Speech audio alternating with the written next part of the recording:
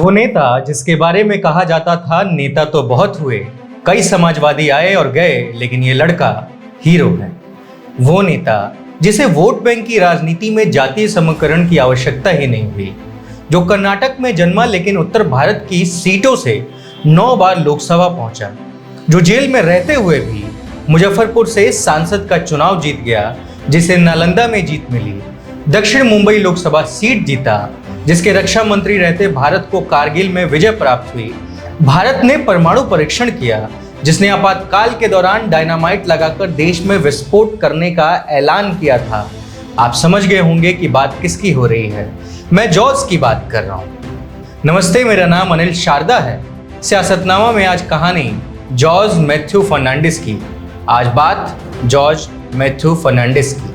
भारतीय राजनीति में उत्कृष्ट योगदान देने वाले समाजवादी नेता जॉर्ज फर्नांडिस को 2020 में मरणोपरांत भारत का दूसरा सबसे बड़ा पद्म विभूषण से नवाजा गया, जो सम्मान था। लेकिन पद्म विभूषण तक पहुंचने की उनकी यात्रा उतनी आसान नहीं थी। आइए एक नजर उनकी यात्रा पे डालते हैं। फरवरी का महीना साल 1967, देश में लोकसभा चुनाव का बिगुल बज चुका था।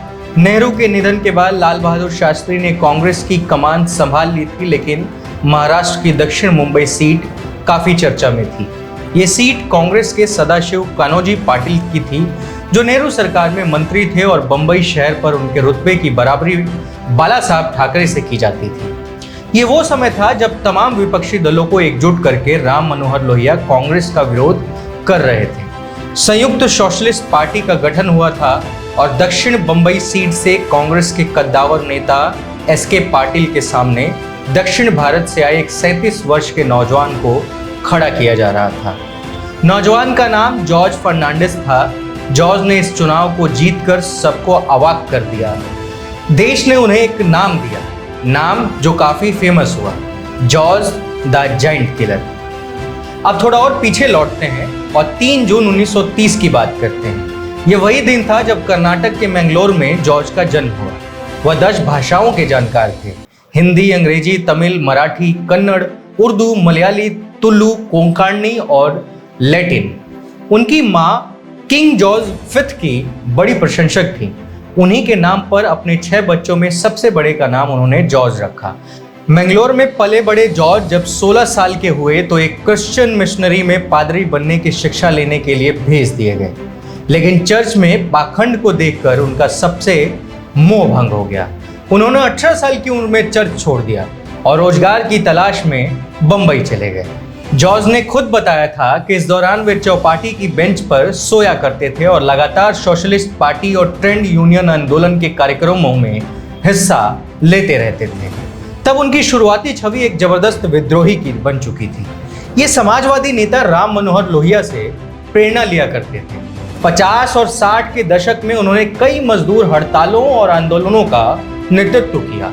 राजनीति में कामयाबी की सीढ़ियां चढ़ने से पहले वो एक ऐसे मजदूर नेता थे जिसके पीछे पूरा मजदूर तबका चलता था।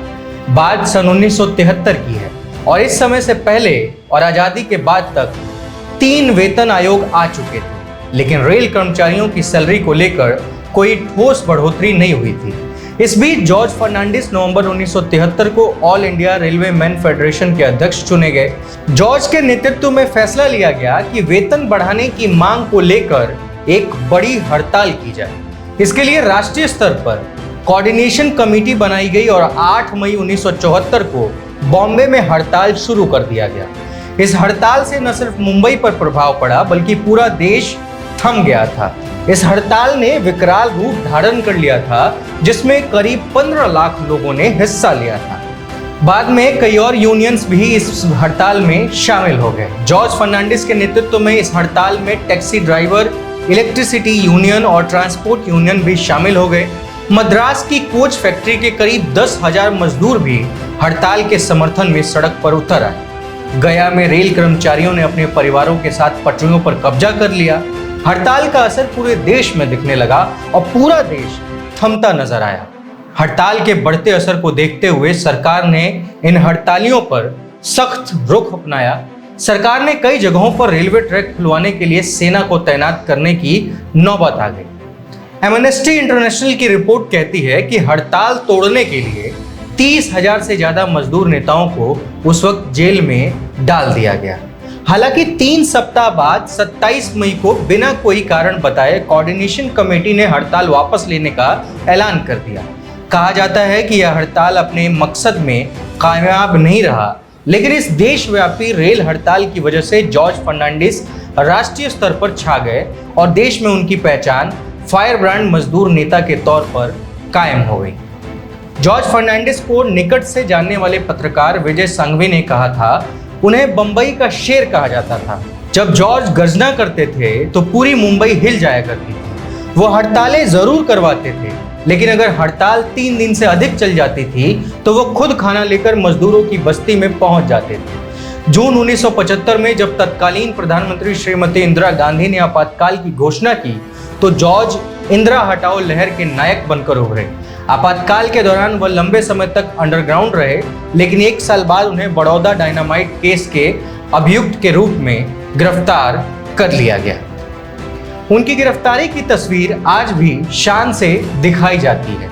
जॉर्ज फर्नांडिस आपातकाल के प्रतिरोध के प्रतीक बन चुके थे। सन 1977 में जब आपातकाल हटा तो जॉर्ज मुजफ्फरपुर सीट से चुनाव लड़े रहे थे। बड़ौदा डायनामाइट केस में बतौर आरोपी वो उस समय जेल में थे। उन पर राज्य के खिलाफ युद्ध भड़काने और देशद्रोह के मामलों में मुकदमा कायम किया गया था। चुनाव प्रचार के लिए जमानत नहीं मिली। मुजफ्फरपुर की जनता ने मतदान से पहले ही उन्हें चुन लिया था। यहाँ उनकी 30 हजारी कोट की वही प्रसिद्ध तस्वीर गलियों में घुमाई जाने लगी। जनता ने खुद पैसा इकट्ठा करके प्रचार किया। इस चुनाव में जॉर्ज की तरफ से 1 नया पैसा खर्च नहीं किया गया था। चुनाव का नतीजा आया, जॉर्ज 3 लाख से ज्यादा वोटों से चुनाव जीत गए।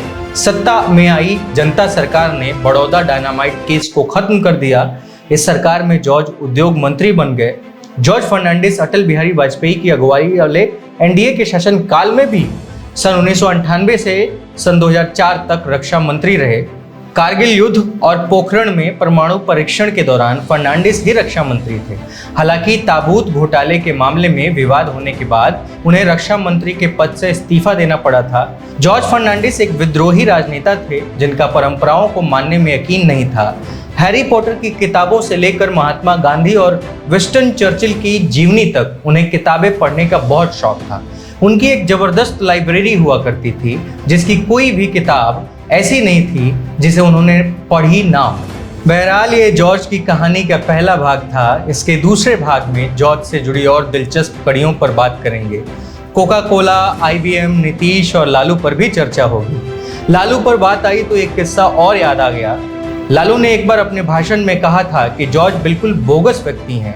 वो धोबी के यहाँ अपने कपड़े धुलवाते हैं, वहाँ से धुल कर आने के बाद वो उसे मिट्टी में सान कर निचोड़ कर फिर पहन लेते हैं।